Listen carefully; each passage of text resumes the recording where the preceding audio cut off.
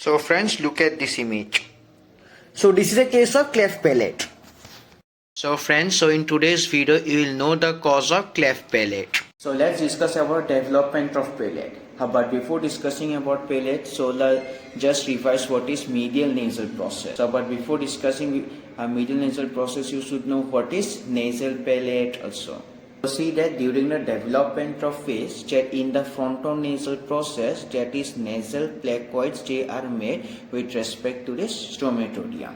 So therefore these are nasal placoids, and see that when these nasal placoids, so here sink below the surface and they make contact with the stomatodia, then they are converted into nasal pit. See that when the nasal placoids, so here sink below the frontonasal process and make contact with the stomatodia, then they are converted to, so here nasal pits.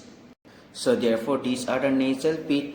So now see that, so here the edges around the nasal pit, they are raised above the surface. The edges, so see that, so these are the edges around the nasal pit, they are raised above the surface. Now, so here the medial ridge edge around the nasal pit is known as medial nasal process, and the lateral ridge edge around the nasal pit is known as lateral nasal process. So see there, the edges of each nasal pit, so here that is raised above the surface, and the medial ridge edge is known as medial nasal process, and the lateral ridge edge is known as lateral nasal process. Therefore that I have written, so that's all about the medial nasal process. The edges around each nasal pit raised above the surface, and its ridge edges found laterally and medially, and the middle ridge edge of the nasal pit is known as medial nasal process. So now let's discuss about the further development of the, so here premaxilla, and how that is premaxilla means primary palate is formed due to fusion of the two medial nasal processes. So again, so this is nasal pit and these are the medial nasal processes. So see that these medial nasal processes do fusion. Now here as a result of that fusion, so here see that intermaxillary segment is formed. Now here see that, so this is the inner surface of the intermaxillary segment, and see that from this inner surface of the intermaxillary segment a self-like projection goes downward, and that self-like projection growing downward from the inner surface is known as premaxilla. So therefore I have written that the two medial nasal processes do fusion at deep surface to form intermaxillary segment, and from intermaxillary segment a self-like projection grows downward, and that will cause the development of primary palate in future. Now, and that projection grows from the inner surface, and this projection is known as premaxilla.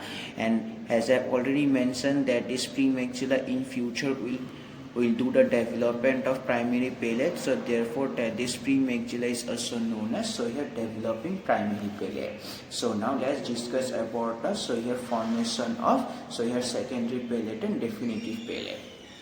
So see that these are the, so here maxillary processes, this is nasal septum and these are the nasal cavities.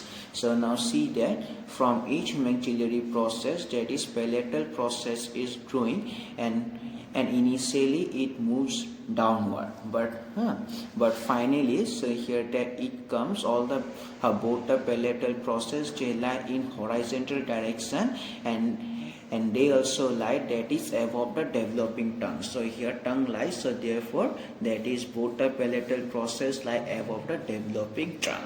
Now, so see that from each maxillary process, palatal process grows, and initially the two palatal process go downward, but finally they come to lie in horizontal position.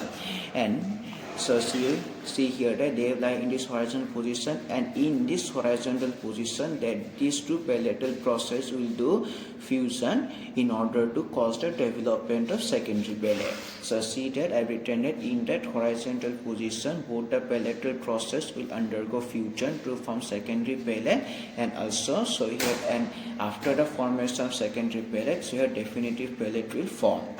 So see that these are the two palatal processes in horizontal direction, and this is the nasal septum and this is the premaxilla. So now see that these two palatal processes that they do fusion in this horizontal direction. Now see that as a result of the fusion of the two palatal processes in horizontal direction, secondary palate is formed. And now see that, and this view which is done, it is done from the downward direction. This is very important, that is downward view. Why? So that this is shown, and now see that after the formation of secondary palate, see that this nasal septum is shown in dotted line. That means, so here it lies superiorly with respect to the secondary palate. And now how does it lie? Because after the formation of secondary palate, that from this midline, that this nasal septum is supported inferiorly by the secondary palate, and as a result that in our, that is babies and adults also, that is nasal septum lies above the secondary palate, and that's the region. And therefore and from the superior position also, that is further development of nasal septum will occur. So see that, so here fusion of two palatal processes leads to development of secondary palate, and this secondary palate supports the nasal septum from downward direction. As a result, nasal septum lies superiorly with respect to palate in adults and in babies, and also, and from this position also the further development of nasal septum will occur. And now see that, now here both the palatal processes, so here that is they have done fusion with the premaxilla. Now as a result, what happens is that after the complete formation of both the palatal processes with each other, and also and both of these palatal processes with premaxilla, you can see that definitive palate has been formed. So therefore that I have written that finally fusion of both the palatal processes with the primary palate leads to the formation of definitive palate. So therefore that in this a definitive palate has been formed. But we know that in our human body, that is in babies, adults, that you have heard about hard palate, soft palate, and now I am going to tell you that is how this definitive palate converted into hard palate and soft palate. Now here see that, now here that this is a definitive palate, and now see that this part of the definitive palate, that is which lies above this marked line, becomes ossified, and that ossified part of definitive palate is known as hard palate, and this part of the definitive palate does not undergo ossification, and that non-ossified part of hard palate is known as soft palate. So therefore that in this way hard palate and soft palate found in our human body. So therefore that I have written that the part of the definitive palate that undergoes ossification becomes hard palate, and the part of the definitive palate that does not undergo ossification becomes soft palate. Now that's all about the formation of definitive palate. But now that is I have to explain the cleft palate. So now here that is cleft palate is an abnormal situation, but before knowing the abnormal situation, please, so here once again that is do a revision of the normal part.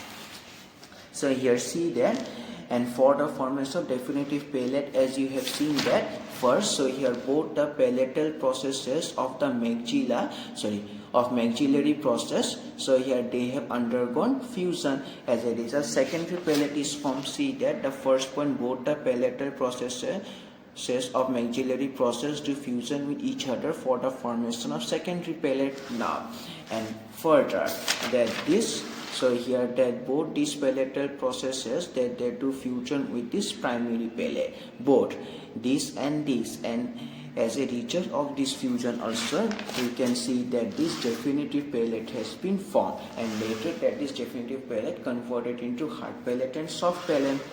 So this is the second part, how both the palatal processes do fusion with premaxilla, and this leads to formation of definitive palate.